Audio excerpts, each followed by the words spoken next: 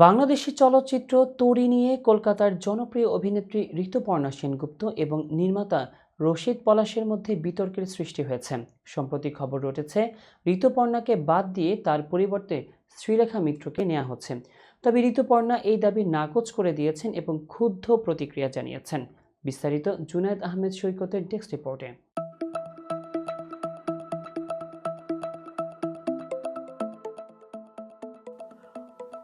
2023 সালের জুলাই মাসে নির্মাতা রাশিদ পলাশ ঘোষণা করেন তরী ছবিতে ঋতুপর্ণা সেন গুপ্তকে প্রধান চরিত্রে নেওয়া হবে। ছবির প্রথম লটের শুটিংও সম্পন্ন হয়, তবে দ্বিতীয় লটের শুটিং শুরুর আগেই গুঞ্জন ওঠে ঋতুপর্ণাকে বাদ দিয়ে শ্রীলেখা মিত্রকে নেওয়া হচ্ছে।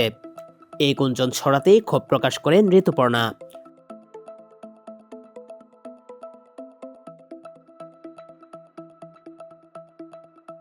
ঋতুপর্ণা স্পষ্ট ভাষায় বলেন, তাকে বাদ দেওয়ার প্রশ্নই আসে না, কারণ তিনি কখনোই তরী সিনেমার জন্য চূড়ান্ত সম্মতি দেননি।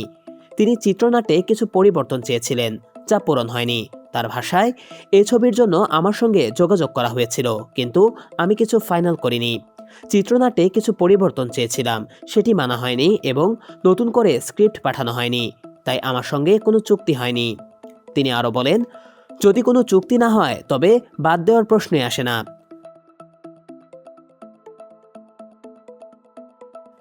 নির্মাতা রাশিদ পলাশ বিষয়টি নিয়ে বলেন, চুক্তি হয়নি এটা সত্যি, তাই বর্তমান পরিস্থিতিতে তাকে নিয়ে কাজ না করার সিদ্ধান্ত নেওয়া সহজ হয়েছে। দেশের রাজনৈতিক পরিস্থিতি এবং নিরাপত্তার বিষয় বিবেচনায় প্রযোজনা প্রতিষ্ঠান ঋতুপর্ণার সঙ্গে কাজ করতে চাচ্ছে না। এছাড়া শুটিং লোকেশনে ঋতুপর্ণার জন্য যথাযথ নিরাপত্তা দেওয়া সম্ভব হবে না বলেও উল্লেখ করেন তিনি।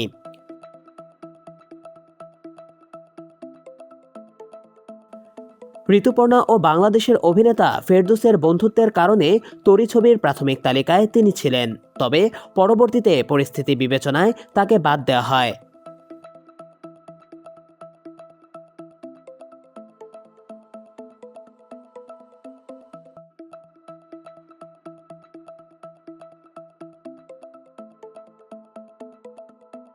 শুটিংয়ের নিরাপত্তা এবং রাজনৈতিক প্রেক্ষাপটের কারণে এই সিদ্ধান্ত নেওয়া হয়েছে বলে জানানো হয়।